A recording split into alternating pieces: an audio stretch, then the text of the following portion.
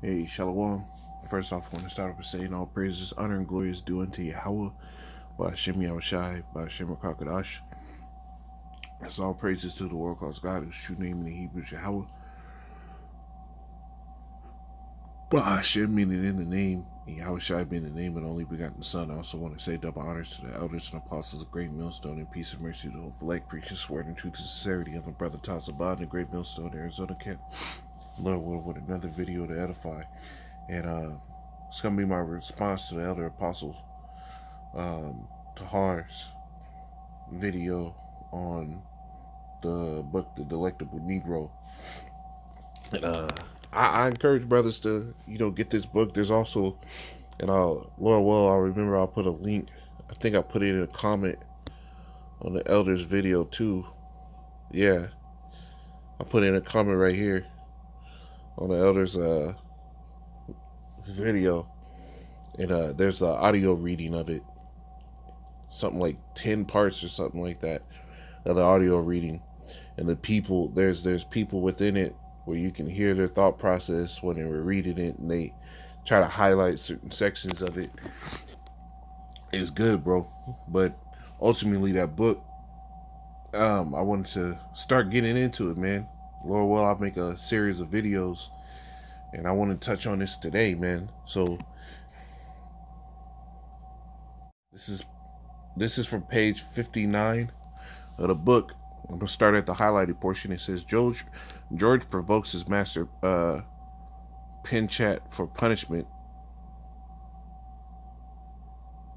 by frequently running away.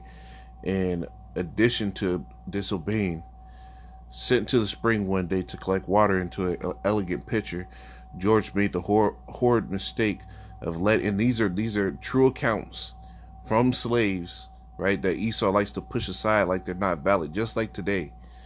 Basically, what happens in the book is there's an entire amalgamation of claims from other slaves that Esau did not take serious.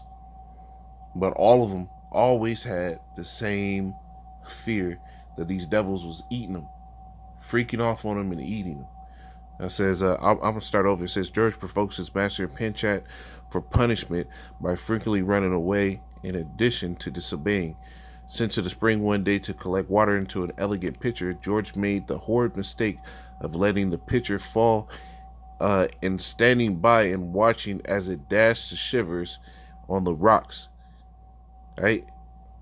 If the pitcher was so fragile that it would fall on the rocks, what the fuck do you think he's supposed to do? Right? As a punishment for George's transgression, his master bound him to a wooden plank in a manner, it says, in the manner of a butcher, quartered him with an axe and cooked his severed body parts in pieces of flesh over a billowing fire. In preparation for this ritualized punishment, Lewis gathered all the slaves, that's talking about the slave master, gathered all the slaves of the plantation into his most roomy Negro house, bolted the door, and told those assembled that the design of this meeting was to teach them to remain at home and obey his orders, even though this nigga sent him to the river to get the water in the fucking first place. Says the ritual begins with George's younger brother, right? The slave that dropped the pitcher, the Jake. This is how Esau got down on us. And this is why the scriptures tell you the Lord was going to send a nation. Let me get that precept.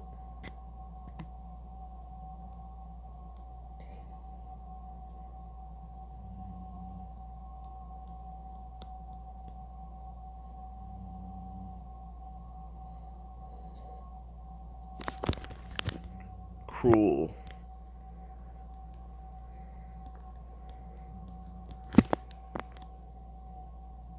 Oh man, how's it go? All right, this is Deuteronomy 28 and 49. It says, and Yahweh shall bring a nation against thee from far, from the end of the earth, as swift as the eagle flieth, a nation whose tongue thou shalt not know, a nation of fierce countenance, which shall not regard the person of the old, nor show favor to the young. Right? These people don't have any pity, no mercy, right? Towards Jake. Now, listen to this, man.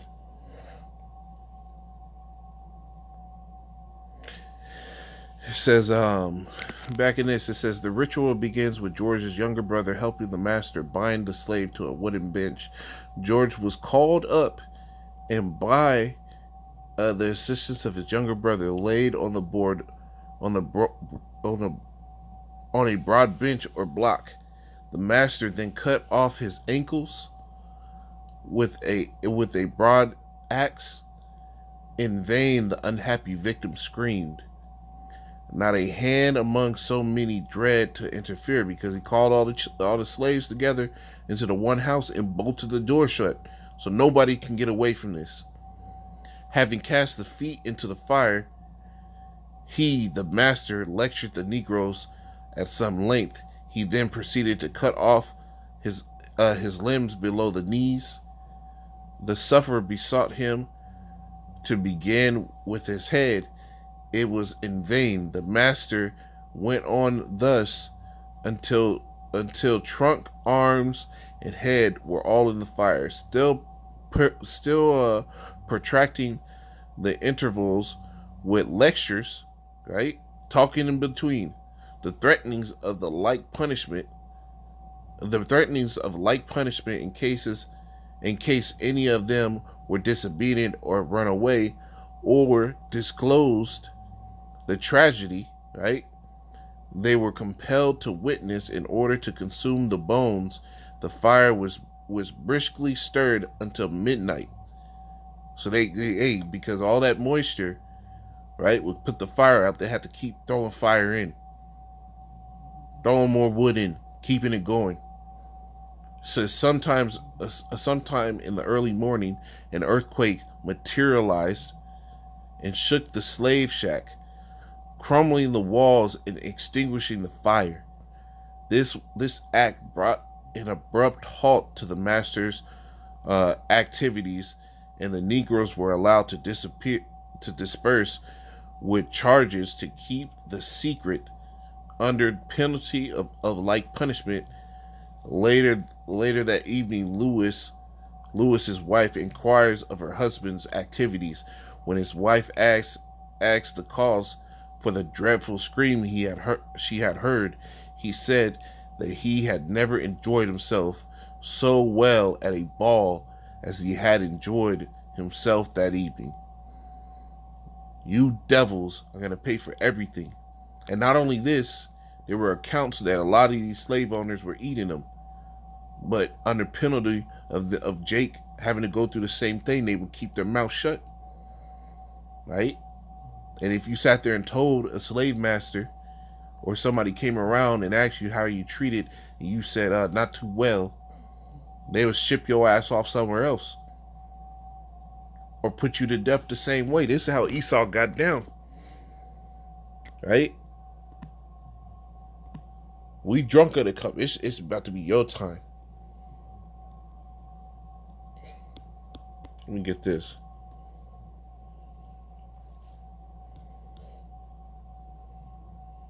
This is Lamentation 4 and 21. It says, rejoice and be glad, O daughter of Edom, that dwellest in the land of Uz. The cup also shall pass through thee. Thou shalt be drunk and shalt make thyself naked. The punishment of thy iniquity is accomplished, O Zion. You see, this devil's gonna drink. He's gonna get the same thing, right? It says, what is it? Let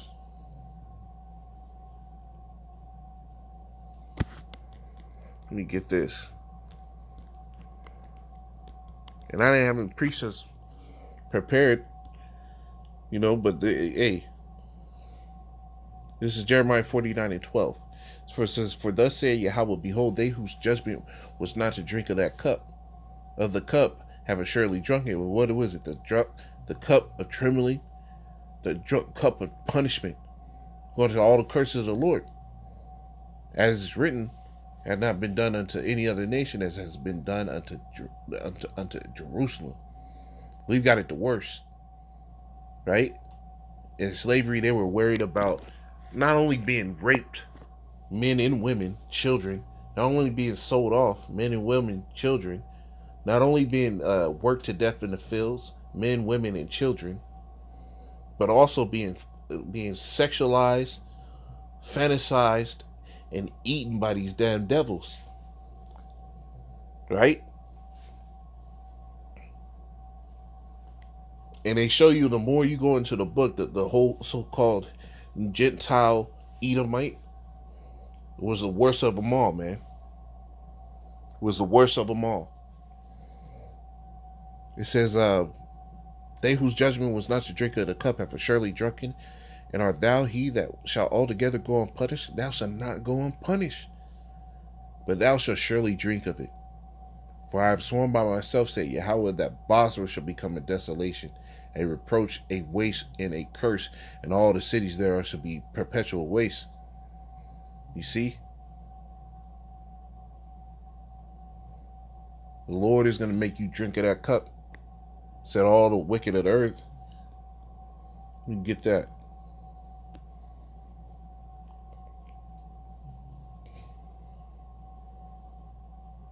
I'm going to start at 51 and 17. I'll go on the line, man. Let's just hit all these. Psalm 75 and 8, it says, for in the hand of Yahweh there is a cup, and the wine is red. It is full of mixture. He poured out the same. But the dregs thereof, all the wicked of the earth shall bring them out and drink them. You see? All you devils are going to bring these out. The judgment that's going to come to you, you're going to fully take of it. There's a scene in one of the damn Harry Potter movies, right? Where that nigga Dumbledore in the quest to find those Horcruxes had to drink of this little pool of water with this shell. And that nigga Harry Potter, it's a witchcraft movie, but nigga Harry Potter had to keep feeding him the liquid, and every time he drank, he was losing his mind more and more. This is how that judgment is going to be for you devils. It says verse 9, but I will declare, it says, but I will declare forever, I will sing praises um, to the power of Jacob. All the horns of the wicked shall be cut. All the horns of the wicked also will I cut off, but the horns of the righteous shall be exalted. You see, you devil is going to be put down, and Jacob is going to be put up, right? This is Isaiah 51 and 17. It says, awake, stand up, O Jerusalem, which has drunk at the hand of Yahweh the cup of his fury. Thou hast drunken the dregs of the cup of trembling and wrung them out. This is not there's more accounts in here, man. There's accounts in here where they were talking about how they turned Nat Turner into oil, right? And when they did it, the slaves were so afraid to eat to have castor oil, right? Because these devils would mix it in and watch you eat it. Because these devils are cannibals in their own self. They will bottle it up and use it as food. Somewhere in here, let me see if I can find it. Salaki, let me see if I could.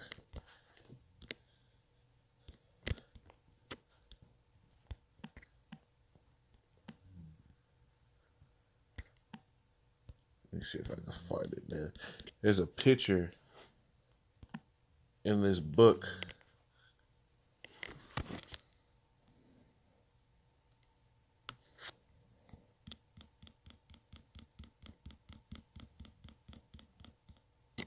Ah, man, how did I fucking. Trying to remember how it was. What's the name?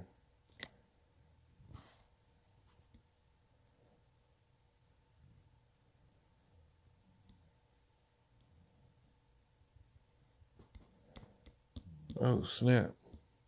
Said it right there. Look, here's an example. It says, in the context of the hearing, focused on the African person, talking about a Jake.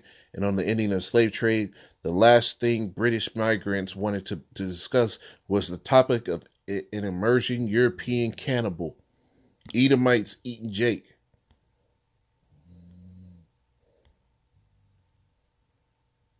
Right, man. If I figure out how to use this like I was doing it before. Well, yeah, there's many accounts in here. You see, I'm highlighting all this stuff, man. So, Lord will, I'm gonna just start going through my notes and doing lessons on this. But you devils are gonna get it, man.